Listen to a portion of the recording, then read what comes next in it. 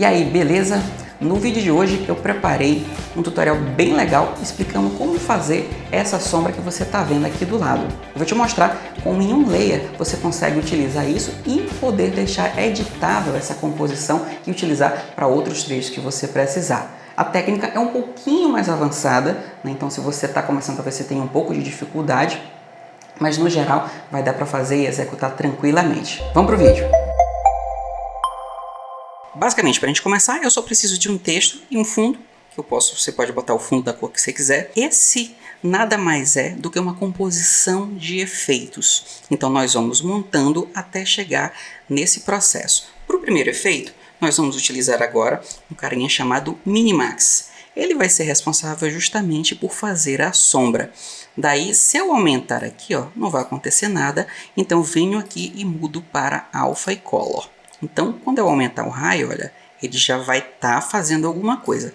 Porém, a minha sombra, ela precisa ser com a direção vertical. Então, você, inclusive, pode usar esse efeito para fazer algumas transições, que fica bem legal, fica bem diferente, né? Já serve para fazer outras coisas. Agora, eu preciso botar uma cor na minha sombra. Para isso, eu vou colocar aqui um preenchimento, ou um fio, certo? A dica é sempre utilizar ou, na maioria das vezes, utilizar uma cor de fundo e deixar ela mais forte. Vamos deixar essa aqui, já está de bom tamanho.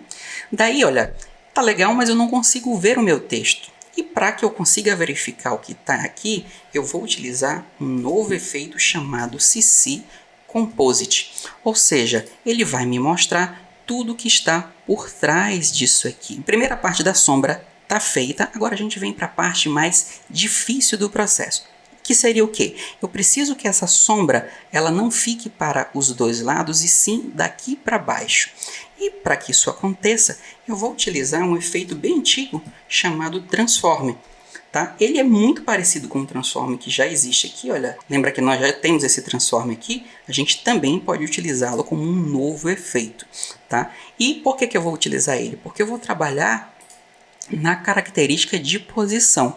Porém, para que ela funcione, se você rodar aqui, olha, roda todo mundo. E eu não quero. Eu quero apenas a minha sombra. Então, basta que eu arraste isso aqui para cima do CC Composite, certo? Então, toda vez que eu mexer agora, olha, ela vai ficar exatamente onde eu quero, tá? Consegue observar que se eu abaixar demais, ele vai cortar a minha cena? Isso para mim não faz sentido. E eu quero que fique automatizado esse processo.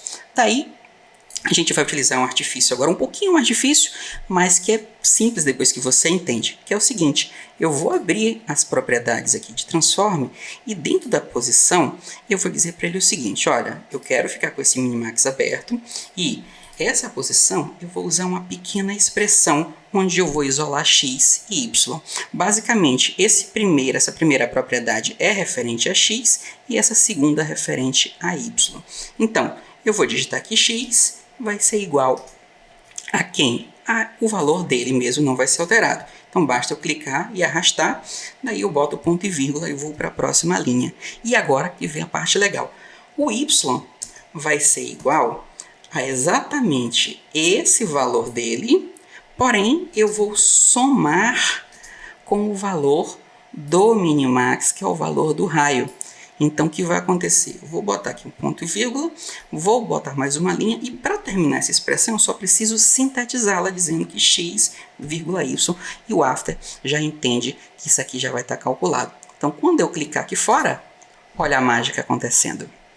Toda vez que eu utilizar o Minimax, ele já vai entender que esse valor vai ser adicionado à propriedade de posição. Então, é muito mais fácil agora. A segunda parte já está feita. Agora vem o detalhe. Se eu quiser que essa sombra vá de um lado para o outro. E a forma que eu encontrei e pesquisando, fazendo alguns testes, é também utilizando uma propriedade de transformação, só que para rotação. Mas aí ela tem um segredinho. Você vai colocar aqui, olha, vamos adicionar aqui a transformação, tá? Para ficar mais fácil, eu vou renomeá-la como rotação 1. Tá? E nós vamos utilizar duas rotações, você vai entender já já o porquê. Essa primeira rotação eu vou deixar aqui, olha, acima do Minimax, porque eu quero que ela controle isso aqui. E se você ver, ela já vai estar fazendo isso, só que de forma bem estranha. Tá vendo? Olha, certo? Aí, para resolver esse processo, o que foi que eu encontrei? Você vai duplicar essa rotação, tá? E vai trazer abaixo do segundo transforme, tá aqui, certo? E eu apenas vou dizer agora para eles que essas duas vão estar conectadas. Então, quando eu mexer nessa daqui, ele vai alterar essa segunda e eu vou conseguir fazer esse efeito bem tranquilo. Então, vamos lá. Eu vou abrir a primeira opção, vou abrir a segunda opção, clico aqui com Alt-clique, tá? E vou dizer para ele que toda vez que eu rotacionar esta daqui, ele vai rotacionar essa, só que de forma inversa. Então, basta eu fazer isso digitando o símbolo de menos. Então, toda vez que eu rotacionar de um lado, ele vai rotacionar para o outro. E esse cálculo vai fazer que fique certinho. Vamos ver? Eu vou pegar agora aqui a rotação e olha só. Toda vez que eu rotaciono para um lado, ele já faz o cálculo para o outro. E essa compensação faz com que fique certinha essa sombra bem tranquila. Então, nossa sombra está pronta. Caso você queira aumentar ou diminuir, basta vir no Minimax. Vamos botar ele aqui, olha. Vou botar todo mundo de volta. Basta vir aqui no Minimax, então você cresce ela para onde quiser, né? E a mesma coisa para a rotação. Na primeira rotação você indica qual a direção dela e está pronta. E é basicamente isso. Parece difícil? Não é, são controles muito simples que a gente utilizou, mas que toda vez que você quiser, por exemplo, se eu botar qualquer outro texto aqui, Alessio, ele já vai alterar e já vai ficar com a sombra super leve, super prática, certo? E agora, caso você queira fazer algo parecido com essa cena que a gente fez, a única diferença que teve foi a seguinte: em vez de usar essa sombra fixa, a gente pode acrescentar um efeito, né? Que no caso eu utilizei esse bem aqui, o Color Gradient.